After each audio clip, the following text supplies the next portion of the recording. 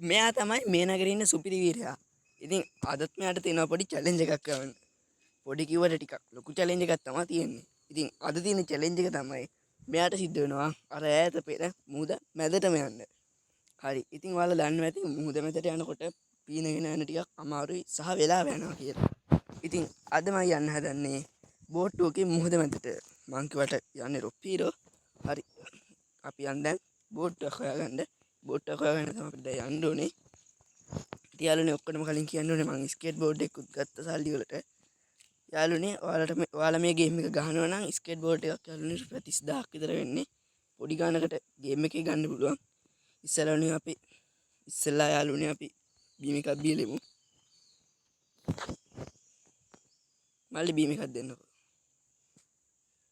අම්මට දෙයි. මම දැක්කේ නෑ බෑ බීම දානවා. ඔයාළුවනේ.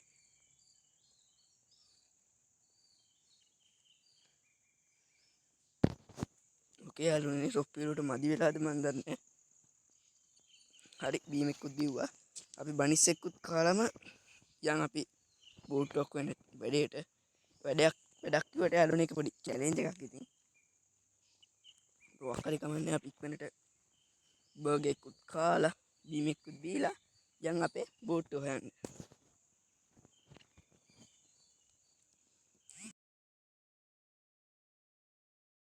ඕකේ යාළුවනේ කාලි ඉවරයි. දැන් ඉතින් අපිට බෝට්ටුව හොයන්න තමයි තියෙන්නේ. ඉතින් ස්කේට් බෝඩ් එකනුත් යන්න පුළුවන් බෝට්ටුව හොයන්න. හැබැයි ටිකක් වෙලා යනවා. ඒ හින්දා යාළුවනේ අපි යමු වාහනයක් හොයාගන්න. අපි ඉතින් මේ බිල්ඩිමට දැල විද්දා. දැල කියන්නේ කඹේ. හරි අපි දැන් මේකට දැල කිව්වේ කඹේ විදිමු. බලමු. දුර වැඩි යාළුවනේ විදින්න බෑ. අපි මේ හරිය ඉඳලා විදලා බලමු. පුළුවන් යාළුවනේ. මෙතනට තියලා බලමු. මේක තමයි යාළුවනේ මං හිතන විදිහට ලොකුම බිල්ඩින් එක. බලමු මේකට ගියට පස්සේ අපිට වාහනයක් හොයාගන්න පුළුවන්. ඕකේ යාළුවනේ අපි යන් හොයාගෙන.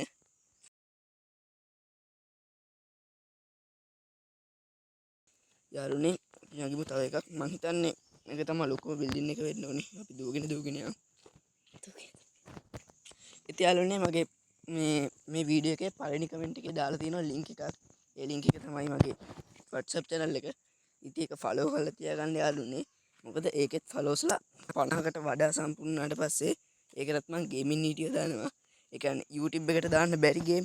يعني විනාඩි 1 2ක වගේ පොඩි ගේම් වීඩියෝස් දානවා.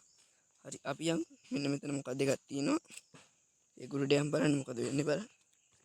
අම්මට දෙරි මං හිතන්නේ රුප්පීරෝ ගියා උඩ. ඕකේ යාළුවනේ දැන් බිමට පයින්න රොප්පීරෝම තමයි යාළුවනේ මෙයා. අම්මට සිරි වැදුනා. මම හිතන්නේ දැන් කෙලින්ම බිමට වැටුනොත් මැරෙයි. නෑ යාළුවනේ රොප්පීරෝට චූටි බලයක් තියෙනවා. මැරුන්නේ නෑ. ඉතින් අපි යන් වාහනයක් හොයාගෙන ඉක්මනට. ඉතින් ඔයාලා තාමත් මගේ පළවෙනි වීඩියෝ එක බැලුවේ නැත්නම් දැම්ම ගිහිල්ලා බලන්න මගේ පළවෙනි වීඩියෝ එක. මොකද ඒක බලලා තමයි මේක බලන්න ඕනේ. එහෙම තමයි අපේ නීතිය. අපේ කියන්නේ මගේ. හරි යාළුවනේ අපි යන්නේ බෝට්ටුවක් හොයාගන්න. ඉතින් මම දන්න විදිහට යාළුවනේ මෙන්න මේ මෙතන තියෙනවා මිනි ඔලුවක්. ඒ හරිය තියෙනවා බෝට්ටුවක්. අපි මෙන්න මේ හරියට මැප් එක දාගෙන යන් අපිට ළඟ ඉන්නේ. දැන් මෙන්න මෙතෙන්ට හැරිලා අපි යන්න ඕනේ මිනි ඔලුව ගාව. හරි යාළුවනේ අපි යන් ඉක්මනට සුපිරි කන්දක් සෙට් වෙනවා. උනට වැඩක් නැහැ. කන්දෙන් නෙමෙයි යන්න ඕනේ. අපි යන්. ඕකේ යාළුවනේ දැන් ළඟ ඉන්නේ. ළඟ කියන්නේ මෙතන තමයි තැන. ඉතින් මට ඉතින් හැප්පුණා.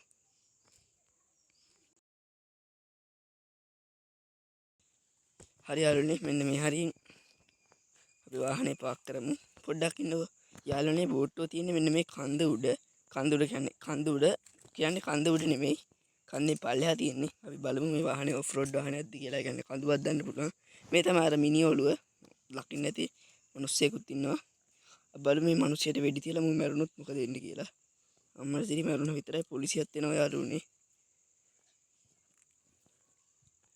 සුපිරි යාළුවනේ ගේම් එක නම්. ඉතින් ඔයාලත් මේ ගේම් එක ගහලා බලන්න ආසයිතේ. හරි යාළුවනේ අපි දැන් බැහැගමු.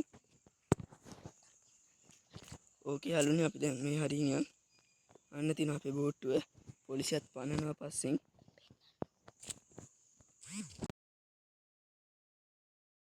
හරි යාළුවනේ අපි යන් දැන් හරවගත්තා. අපි බලමු මුහුද මැදට යන්න පුළුවන් වේද කියලා. බයි බයි. ඕකේ යාළුවනේ අපි දැන් යන්න හදන්නේ මුහුද මැදට. ඉතින් ඔයාලට පේනවා ඇති රැය වෙලා තියෙන්නේ.